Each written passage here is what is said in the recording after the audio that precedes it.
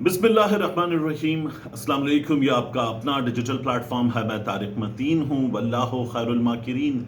अल्लाह सबसे बेहतर तदबीर फरमाने वाला है, वही बचाएगा मेरे देश को बलाओं से, जो बारिश में शजर से घोंसला गिरने नहीं देता, क्योंकि उसकी तदबीर तमाम तदाबीर की इमाम है।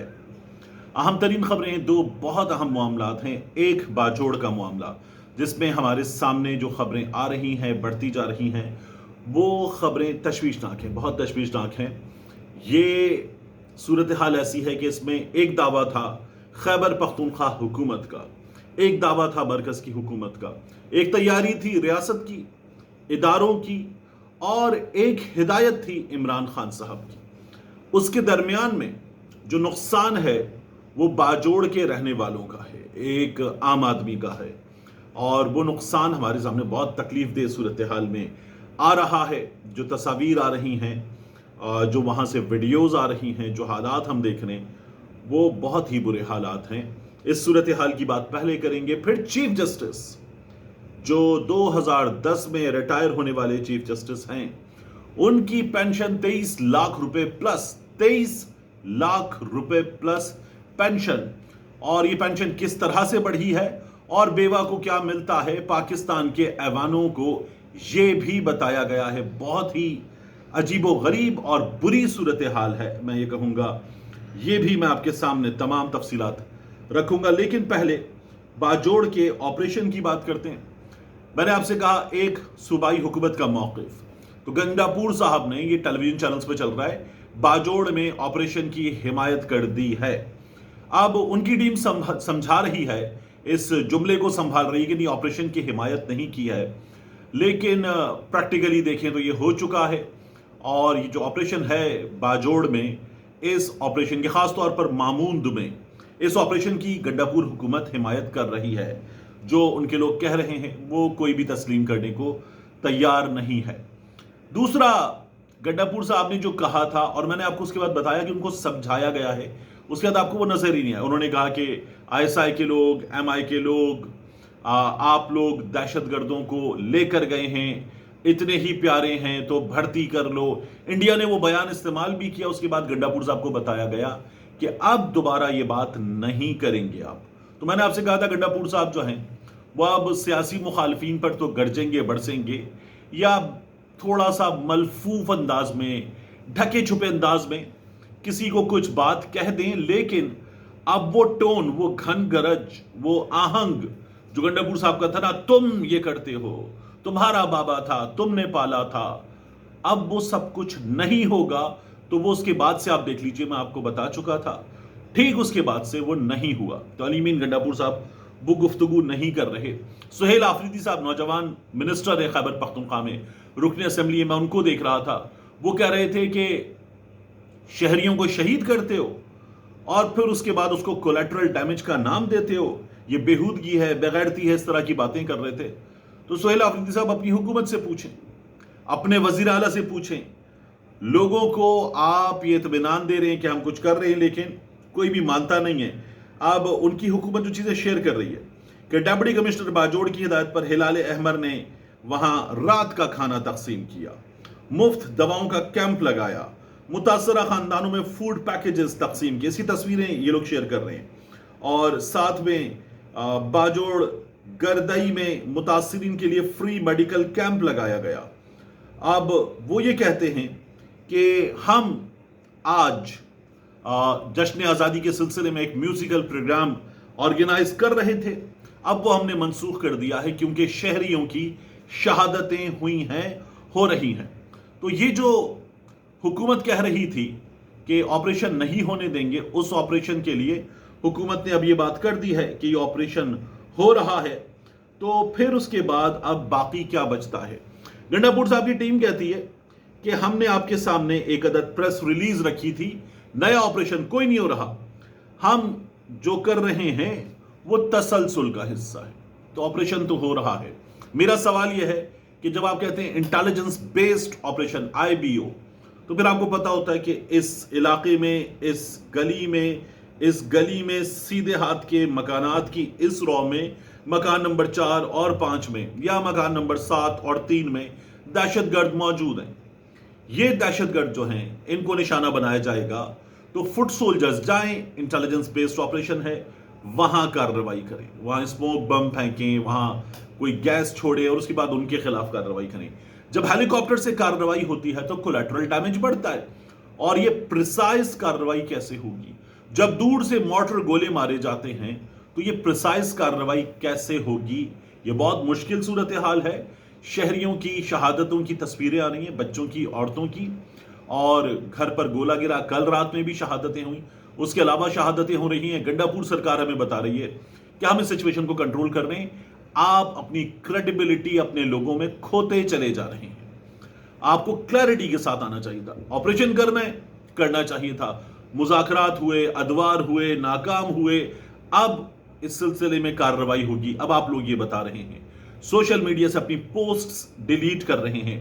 گنڈا پور حکومت کے لوگ، عمران خان نے کہا تھا اس کو روکا جائے، اور ایک سوال کا جواب ہماری ریاست کے ادارے بھی دیں کہ مسلسل میں نے اپنے 22 سال کے کریئر میں ٹیلی ویژن پر، یہ بلکہ 23 ہو گئے، یہ دیکھا، میں ابھی 28 جولائی کو 23 سال مکمل کر چکا میڈیا میں، کہ ہر تھوڑے دن کے بعد خیبر پختونخوا کے فلاں علاقے میں آپریشن ہو رہا ہے، خیبر پختونخوا کے فلاں علاقوں میں، ایک سے زائد علاقوں میں آپریشن ہو رہا ہے، ایک بڑے حصے میں اس ایجنسی میں اس ایجنسی میں آپریشن ہو رہا ہے، آئی ڈی پیز آ رہے ہیں، کیمپس بن رہے ہیں۔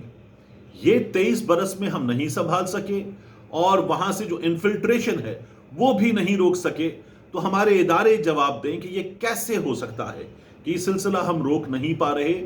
یہ ایک عدد ناکامی ہے، اس ناکامی کی قیمت ایک عام شہری اپنے گھر والوں کی جان کے ذریعے ادا کر رہا ہے، تو اس کا جواب اداروں سے مانگا جائے گا۔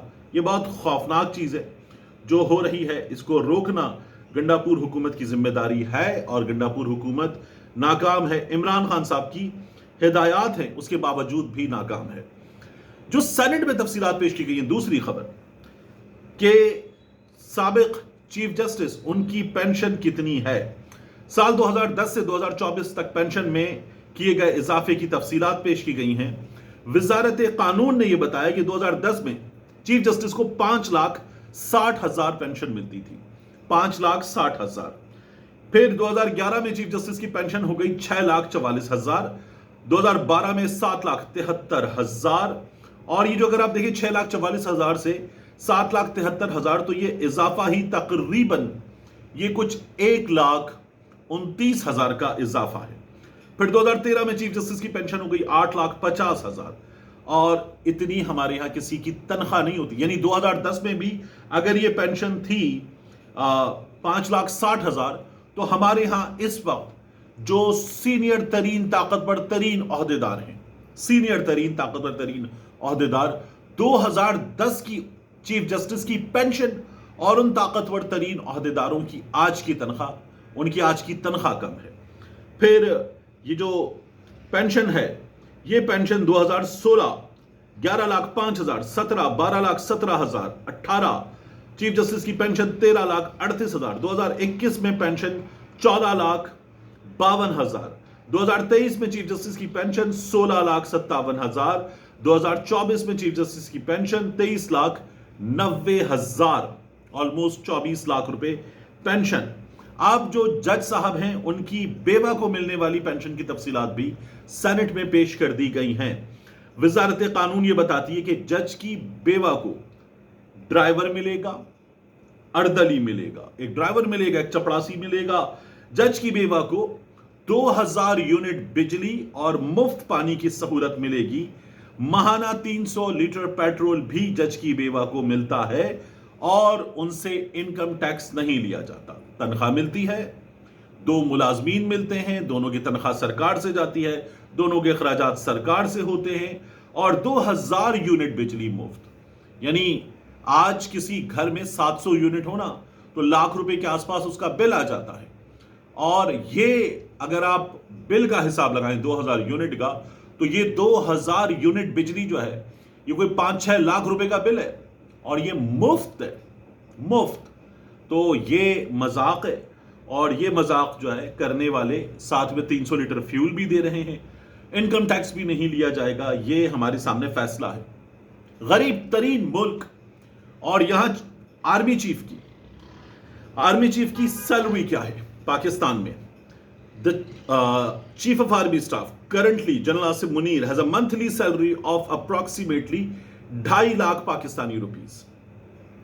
ये इंडिया से अगर आप कंपैरेटिव एनालिसिस करें ना तो इंडियन रुपीस में बनती है 75 लाख रुपए। अच्छा, army chief receives allowances and perks including membership in elite clubs, a private bungalow, additional security, government funded transport and access to business owned by Pakistan Army। ये एक आर्मी चीफ के perks and privileges हैं। जितने बड़े बड़े ओहदेदार हैं इन सब को इस गरीब तरीन मुल्क में जो कर्जों के बोझ में डूबा हुआ है, जिसके अवाम का बाल बाल कर्जे में जकड़ा हुआ है, उसके लोगों को अरकान असेंबली को मुफ्त वाउचर्स मिलते हैं, सफरी वाउचर्स जो एयरलाइन के हैं, रेलवेज के हैं। फिर उसके बाद इन अरकान असेंबली को जो दीगर मुराद हैं वो मिलती हैं, और उसके बाद इन लोगों को फिर मेडिकल और दीगर चीज़ें मिलती हैं। इनकी तनख्वाहों में अभी हमने देखा है कितना बड़ा इजाफा हुआ है। जो बाबू हैं ब्यूरोक्रेसी वाले, उनके लिए अभी लग्जरी गाड़ियां खरीदी गई हैं, तनख्वाहें बढ़ाई गई हैं, ये सब कुछ हुआ है।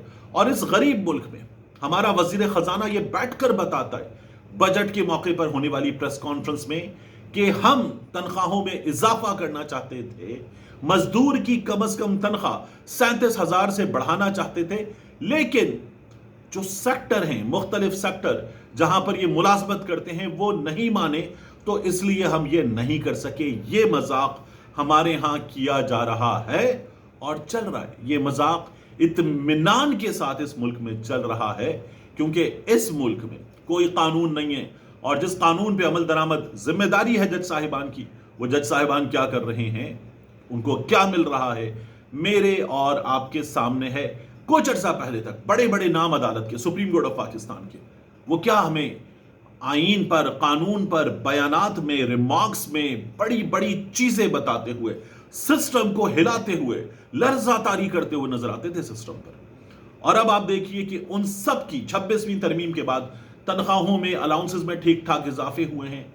There is no voice I hear, मतलब खामोशी है, और अजीब वाहियात सी खामोशी है। तो जिसको जो मिल गया उसके बाद वो अपनी जगह पर, अपने मसाइल पर, अवाम के मसाइल पर, रियासत में डाले गए वोट के डाके पर चुप है, इत्मीनान से चुप है। और यह खामोशी, इसकी कीमत दे रहे हैं मैं और आप और जेल भुगतने वाले लोग। मिलते हैं इंशाल्लाह आपसे अगली वीडियो में।